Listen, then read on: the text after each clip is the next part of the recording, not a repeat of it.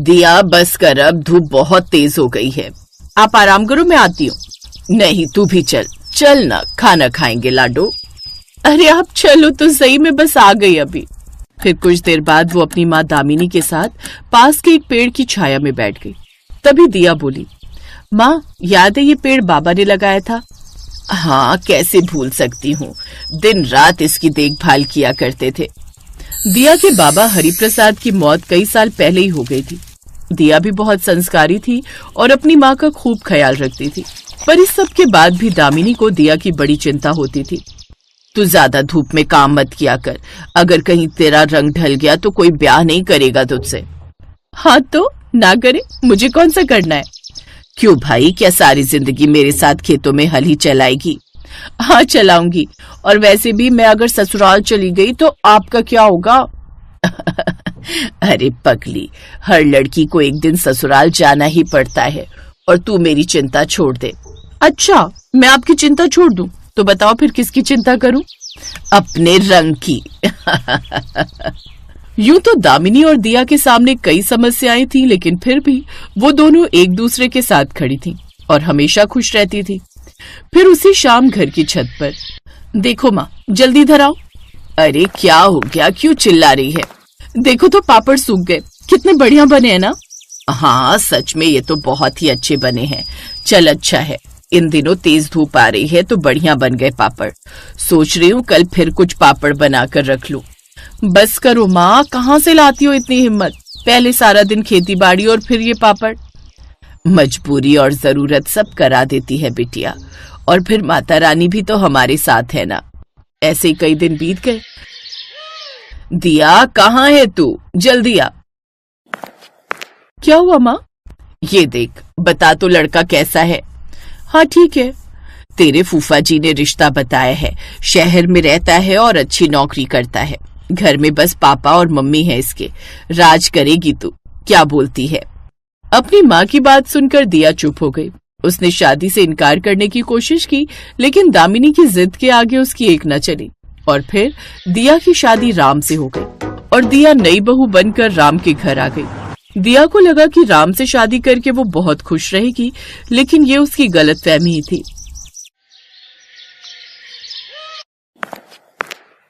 माँ जी, वो सब्जियां खत्म हो गई हैं।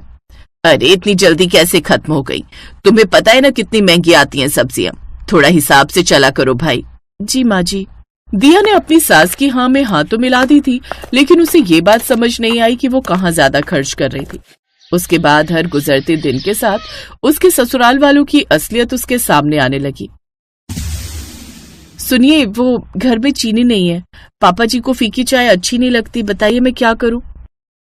अरे 2-3 दिन की बात और है, तनख्वाह आ जाएगी तो ले आऊंगा चीनी भी, तब तक ऐसे ही काम चलाओ। दिया समझ चुकी थी कि उसका ससुराल वैसा नहीं था जैसा वो सोचती थी। दूसरी तरफ उसे अपनी माँ दामिनी की भी चिंता हो रही थी, तो इस बारे में उसने अपने ससुराल वालों से बात की। अभी रुक जाओ यार दिया, इस महीने वैसे इतना खर्चा हो गया है। हाँ दिया, राम सही कह रहा है, अब तुम्हारी माँ को तो अकेले ही रहना है, ऐसे बार बार जाओगी तो वो तुम्हारे बिना रहने की आदत कैसे डाल पाएंगी, बताओ जरा। बार बार कहाँ पापा जी? बेटा एक बार कह दिया ना तो कह दिया, अगले महीने चली जाना, तुम्हें रोक थोड़ी ना रहे हम। दिया ने सब्र करके बड़ी मुश्किल से वो महीना निकाला और फिर एक दिन। दिया, मैं एक बात सोच रहा था। हाँ बोलिए। यार तुम्हारी मम्मी अकेली रहती हैं, ना कोई साथ में है ना किसी का सहारा, तो तुम एक काम करो, उन्हें यहीं बुला लो हमारे पास, हमारे साथ रहेंगी तो खुश भी रहेंगी और तुम उनका ख्याल भी रख सकोगी अच्छे से। आप सच कह रहे? आपने तो मेरे मन की बात कह दी। हाँ ठीक ही तो है, जाओ अपनी माँ से कह दो कि वो अपने गांव की जमीन बेचकर यहाँ आ जाए, उन्हें यहाँ तुम्हारा साथ मिल जाएगा और राम उन पैसों से अपना काम शुरू कर लेगा। अब इस महंगाई में कब तक दूसरे की नौकरी करेगा वो। अब दिया को अपने ससुराल वालों की सारी चाल समझ आ गई थी कि उसके ससुराल वालों को उसकी माँ की नहीं बल्कि पैसों की चिंता थी। मुझे लगा था कि मेरे पति मेरे मन की बात समझते हैं, वो भी मेरी माँ की चिंता करते हैं, पर ऐसा तो कुछ भी नहीं है। अपनी किस्मत को कोसने के अलावा दिया अब और कुछ नहीं कर सकती थी। फिर एक दिन दिया को उसकी माँ के पड़ोसी का फोन आया, जिसने बताया कि दामिनी की तबीयत बहुत खराब है ये सुनते ही दिया झट से अपने मायके पहुंची और दामिनी को शहर के एक अच्छे अस्पताल में लेकर आई। माँ, आप बिल्कुल फिक्र मत करो, मैं हूँ आपके साथ। अरे दिया, राम जी नहीं आए और समधी जी? आप उन्हें छोड़ो, आप बस आराम करो, देखना आप जल्दी ठीक हो जाओगी। दिया अस्पताल में अपनी माँ का ख्याल रखने लगी। 2 दिन बाद दामिनी को अस्पताल से छुट्टी तो मिल गई, लेकिन डॉक्टर ने दामिनी का अच्छे से ख्याल रखने को कहा था। तो दिया अपनी माँ को लेकर अपने ससुराल चली आई और फिर तो अब माँ जी को कहाँ रखोगी? गेस्ट रूम में रह लेंगी माँ। अरे पर कल तो घर में मेहमान आने वाले। एक काम करो, तुम उनका बिस्तर बरामदे में लगा दो।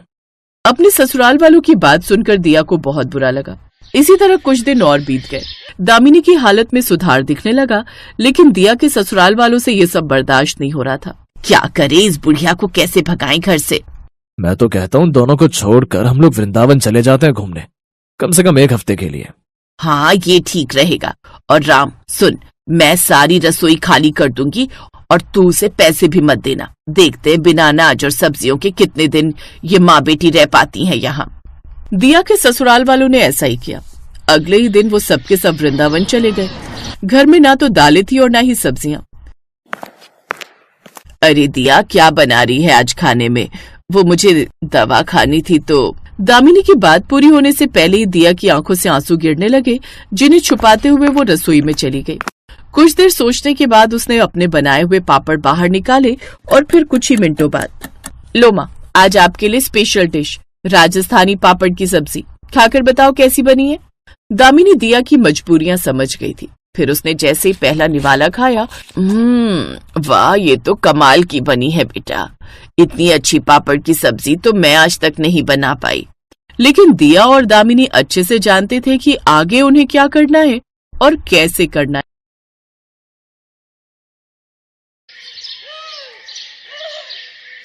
रूपनगर में सीमा अपने बड़े लेकिन गरीब ससुराल में रहती थी। उसके ससुराल में उसके सास ससुर, पति और 4 साल की बेटी रूही थी। सीमा का पति अशोक एक फैक्ट्री में गार्ड का काम करता था। एक रात काम पर जाते वक्त उसका एक्सीडेंट हुआ और उसके दोनों पैरों में गहरी चोट लग गई और कुछ महीने के लिए डॉक्टर ने उसे बेड रेस्ट के लिए बोल दिया था। अशोक की ऐसी हालत देख फैक्ट्री के मालिक ने उसको बिना तनख्वाह दिए छुट्टी पर भेज दिया।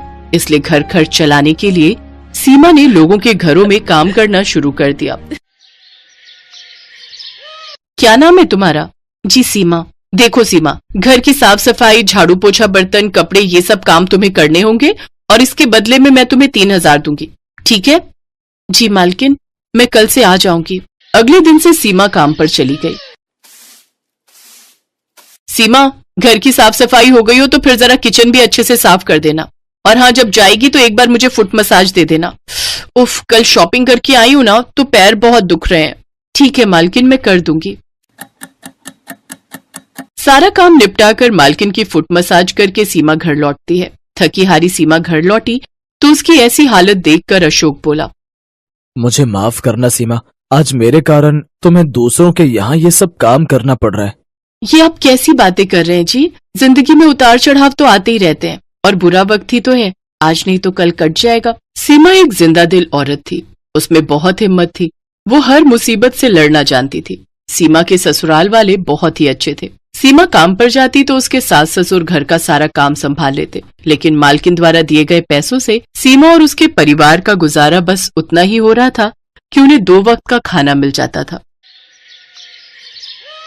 सीमा अपनी मालकिन रश्मिका के घर के सारे काम करती। कभी कभी अगर खाना बनाने वाली नहीं आती तो सीमा खाना भी बना देती। अरे वाह सीमा, तुम तो बहुत बढ़िया खाना बना लेती हो। जी मालकिन, मुझे सब कुछ बनाना आता है, इडली, सांभर, नूडल्स, मोमोज। अरे वाह, फिर तो तुम बड़ी ही टैलेंटेड हो। ऐसे ही समय बीता। एक रोज रश्मिका के बर्थडे पर उसकी कुछ फ्रेंड्स उसके घर आने वाली थी। रश्मिका के सोसाइटी के पास एक बहुत ही नामी रेस्टोरेंट था। रश्मिका ने अपने बर्थडे पर अपने सभी फ्रेंड्स को वो मोमोज खिलाने का प्रॉमिस किया था, लेकिन अपने बर्थडे वाले दिन जब रश्मिका ने उस रेस्टोरेंट में फोन किया तो वो बंद था। ओह नो, इसको भी आज ही बंद होना था। अब मैं क्या करूं? तभी उसकी नजर काम कर रही सीमा पर जाती है। उसने सीमा को सारी बात बताई। लेकिन मालकिन, मैं वो होटल जैसे मोमोज नहीं बना पाऊंगी और तीखी चटपटी चटनी तो मुझे बनानी ही नहीं आती। अरे कौन सी बड़ी बात है, यूट्यूब पर तू उसकी रेसिपी देख ले, सामान मैं मंगवा देती हूँ। वैसे भी तो तू खाना अच्छा बना लेती है, मोमोज भी बना ही लेगी अच्छे से। रश्मिका ने यूट्यूब ऑन कर दिया, जिसे देख सीमा मोमोज और स्पाइसी चटनी बनाने लगी। वो वीडियो देखकर सीमा ने वेज मोमोज, चिकन मोमोज और पनीर मोमोज बना दिए।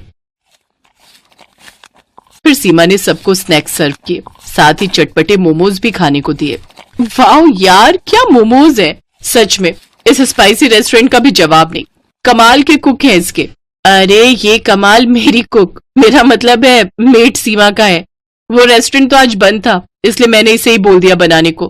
क्या सच में? लेकिन इन्हें खाकर तो ऐसा लग रहा है जैसे किसी महंगे रेस्टोरेंट से मंगवाए हो। सचमुच जवाब नहीं इसका। उन सब ने ज्यादातर मोमोज ही खाए। सबको मोमोज इतने पसंद आए कि मोमोज ही कम पड़ गए। सीमा भी अपनी तारीफ सुनकर बहुत खुश थी। घर आकर उसने ये बात अपने ससुराल वालों को बताई। हमें तो पहले ही पता था हमारी बहू बड़ी हुनर वाली है, जो भी काम करती है दिल से करती है और उसमें जान डाल देती है। ऐसी बात है तो माँ कभी हमें भी मोमोज बनाकर खिलाओ, वो भी चटपटे वाले। ठीक है मेरी बच्ची, मैं कल ही तुम सबके लिए बिल्कुल वैसे ही मोमोज बनाऊंगी। अगले दिन सीमा ने घर में मोमोज बनाए और सबको खाने को दिए। मैं ना कहती थी मेरी बहू के हाथों में तो जादू है, जादू। अरे मैं तो कहती हूँ तू लोगों के घरों का काम छोड़कर मोमोज बनाना शुरू कर दे, अच्छी कमाई हो जाएगी। लेकिन इन सब के लिए पैसे कहाँ से आएंगे? मैंने कुछ पैसे जोड़ कर रखे हैं बहू। जब राशन के लिए पैसे देती थी तो उसमें से मैं थोड़ी बचत कर लेती थी बुरे समय के लिए। अब उन्हीं पैसों से मोमोज बनाने का सामान आएगा। सीमा की सास कनस्तर में छुपाए हुए उन पैसों को ले आती है और सीमा को दे देती है, लेकिन वो सिर्फ 1800 रुपए ही थे। ये देख सीमा उदास हो जाती है। क्यों उदास होती है बहू? हर काम की शुरुआत छोटे से ही होती है। आप ठीक कह रही हैं माँ जी, अब मैं इसी से अपना काम शुरू करूंगी। अगले दिन से सीमा ने रश्मिका के घर का काम छोड़ दिया। फिर वो बाजार गई और मोमोज बनाने का सामान ले आई। सामान लाते वक्त उसकी नजर रास्ते में एक टोकरी वाले पर गई। ठेला तो बहुत महंगा आएगा, तो क्यों ना मैं टोकरी में ही मोमोज रखकर बेचूं। ये सोचकर सीमा ने टोकरी ले ली और घर आकर सारा दिन मेहनत करके उसने मोमोज और चटपटी चटनी बनाकर तैयार कर ली। फिर शाम को सीमा अपने सर पर मोमोज और चटपटी चटनी के साथ में म्यूनिस से भरी टोकरी लेकर उन्हें बेचने निकल गई। वो गली मोहल्लों में घूम घूम कर चटपटे मोमोज बेचने लगी। चटपटे मोमोज ले लो, स्वादिष्ट स्वादिष्ट चटपटे मोमोज, जो एक बार खाएगा उंगलियां चाटता रह जाएगा। तभी एक औरत उसके पास आई। अच्छा ऐसी बात है, जरा लगा तो एक प्लेट, मैं अभी तो देखूं कितने चटपटे मोमोज हैं तेरे।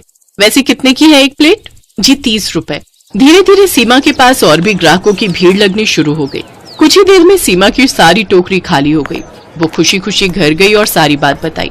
अगले दिन वो और भी ज्यादा मोमोज बनाने का सामान ले आई। आज ग्राहक बेसब्री से उसका इंतजार कर रहे थे। कल इसी वक्त तो आई थी वो चटपटे मोमोज वाली, ना जाने कहाँ रह गई। मेरा बड़ा मन कर रहा है उसके हाथ के मोमोज खाने का। कुछ ही देर बाद सीमा वो मोमोज लेकर पहुंच गई। उस दिन भी उसके सारे मोमोज बिक गए। आज उसकी पहले से भी ज्यादा कमाई हुई। अब सीमा हर रोज वहाँ मोमोज लाकर बेचती। एक रोज जब वो घर पर थी तो एक सेठ उसके घर पर आया। क्या तुम ही वो चटपटे मोमोज वाली सीमा हो? जी मैं ही सीमा हूँ, कहिए क्या बात है? मैं स्पाइसी रेस्टोरेंट का मालिक हूँ। क्या तुम मुझे मोमोज खिलाओगी? बड़ी तारीफ सुनी है तुम्हारे मोमोज की। हाँ मालिक जरूर। सेठ ने जैसे ही वो मोमोज खाए उसके तो होश ही उड़ गए। वाह भाई वाह, मैंने आज से पहले इतने अच्छे मोमोज कभी नहीं खाए। मेरे रेस्टोरेंट में भी इतने अच्छे मोमोज नहीं मिलते। क्या तुम मेरे रेस्टोरेंट के लिए मोमोज बनाओगी? इसके बदले मैं तुम्हें हर महीने 35,000 रुपए दूंगा। सीमा झट से बोली, मुझे मंजूर है साहब। तो ठीक है, कल से ही तुम ये काम शुरू कर दो। और हाँ, तुम्हें आने की जरूरत नहीं है। मेरे आदमी तुम्हारे घर से खुद आकर मोमोज ले जाया करेंगे। सेठ वहां से चला गया। ये सब तुम्हारी मेहनत का कमाल है सीमा। हाँ बहू, और इस काम में हम सब भी तुम्हारी मदद करेंगे। अगले दिन से सीमा मोमोज बनाने लगी। होटल से कुछ आदमी उसके घर से चटपटे मोमोज ले जाते और उसे रेस्टोरेंट में बेच देते। अब अशोक भी पूरी तरह ठीक हो गया और वो भी सीमा की इस काम में मदद करने लगा। धीरे धीरे सीमा ने अच्छे खासे पैसे जोड़ लिए। इस काम से उसकी आमदनी और ज्यादा बढ़ गई। अब तो उसके पास ग्राहक और ज्यादा बढ़ गए। वो पूरे शहर में चटपटे मोमोज वाली के नाम से मशहूर हो गई। अब उसकी और उसके परिवार की गरीबी भी दूर हो गई।